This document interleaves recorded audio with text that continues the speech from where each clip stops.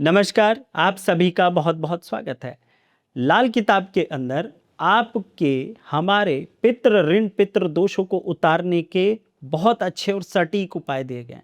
अगर कोई भी व्यक्ति उन उपायों को कर लेता है तो डेफिनेटली अपनी ज़िंदगी के अंदर वो बड़ी तकलीफ़ों से धीरे धीरे मुक्त हो जाएगा, लेकिन इनको लगभग साल भर ज़रूर करना होता है। लेकिन उसको जानने से पहले आपको कुछ उपाय भी और कुछ लक्षण भी आपको समझने जरूरी होते हैं। आपकी जन्म कुंडली का जो 12वां भाव होता है वो आपके पितरों का होता है, पूर्वजों का होता है, और उससे पता चलता है 12वें भाव की स्थिति को देख करके कि आप अपने पूर्वजों का कौन सा कर्म, कौन सा कर्ज, कौन सी आप परेशानियां थी जिनको आप उतार रहे हैं। यानी आप कौन सी पर गलती करके आए हुए हैं जिसकी वजह से आपको तकलीफें हो रही हैं। 12वां घर आपको बीमारी, अस्पताल, कोर्ट कचहरी, जेल यात्रा कराता है। विदेश यात्रा अगर अच्छा हो तो विदेश यात्रा भी करा देता है। तो ये आपको कैसे ठीक करना है, इसका मैं आज आपको उपाय बता रहा हूँ। देखो, अगर 12वें भाव में सूर्य बैठे हुए हैं तो आपने पिछले जन्म में अपनी ताकत का, सत्ता का और अपने एग्रेशन का गलत इस्तेमाल किया है। मंगल है तो आपने भूमि लोगों की हड़पी हुई है और आपने लोगों की फसलों को आग लगाया हुआ है।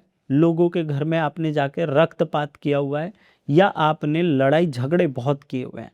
अगर यहाँ पे शुक्र हैं तो आपने लोगों के घर में जा कर के शुक्र से संबंधित आपने बहुत अच्छे कर्म तो किए हैं, लेकिन साथ साथ आपने कुछ गलतियां भी ऐसी करी हैं जिनको आप इस जन्म में शुक्र से संबंधित चीज़ों में परेशान भोग रहे होंगे। जैसे 12वें घर का शुक्र लाल किताब में बहुत अच्छा कहा गया है, लेकिन वाइफ की हेल्थ खराब होना, पैसा बहुत खराब होना, पैसा लग्जरी चीज़ों के अंदर खर्च करने के बावजूद भी लग्जरी सुख ना होना, रात की नींद ना आना, बिस्तर के सुख खराब होना, ये सब के सब शुक्र 12वें घर में अगर होते हुए भी आपके डिस्टर्ब है तो इसका मतलब शुक्र का पितृ ऋण आपकी कुंडली में लगा हुआ है। इसी प्रकार से आपको इनके उपाय भी करने पड़ते हैं। अब देखिए, 12वें भाव में जो राशि और जो ग्रह आ रहा हो, आपने उससे संबंधित पिछले जन्म में बहुत बड़ी गलतियां कर रखी हैं। अब आपको उससे संबंधित दान करने पड़ेंगे। सूर्य का है तो बंदरों की सेवा करो, मंगल है तो भाइयों की सेवा करो, चंद्रमा है तो अस्पताल में जाके दवाइयाँ दान करो, शुक्र है तो गौ सेवा करो, बृहस्पति है तो मंदिरों में जाके सेवा सफाई का काम करके आइए, बुध है तो बहन बेटी बुआओं का कर्जा उतारिए, बहुत कर्जा आपने ले रखा है।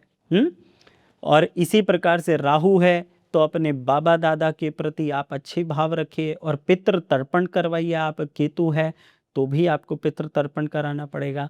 चंद्रमा है तो मैं आपको बता ही चुका हूँ। बाकी शनि है तो आपने पिछले जन्म में लेबर्स के पैसे नहीं दिए हैं, आपने बहुत सारे जानवरों के साथ अत्याचार किया है। तो इसी प्रकार से आपको ये समझ करके अपने उपाय करने चाहिए।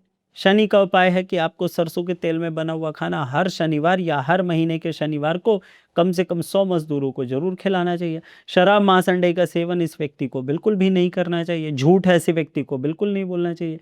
इसी प्रकार से लाल किताब और वैदिक ज्योतिष दोनों ही कहते हैं कि 12वां भाव अच्छा करना बेहद ज़रूरी है, तभी आप अपनी ज़िंदगी में बड़ी परेशानियों से फ्री हो सकते हैं। कैसा लगा वीडियो मुझे कमेंट में ज़रूर बताइएगा। अपॉइंटमेंट्स के लिए जो नंबर दिया गया आप उस पर संपर्क कर सकते हैं। फॉलो सब्सक्राइब करना मत भूलिएगा। हर हर महादेव।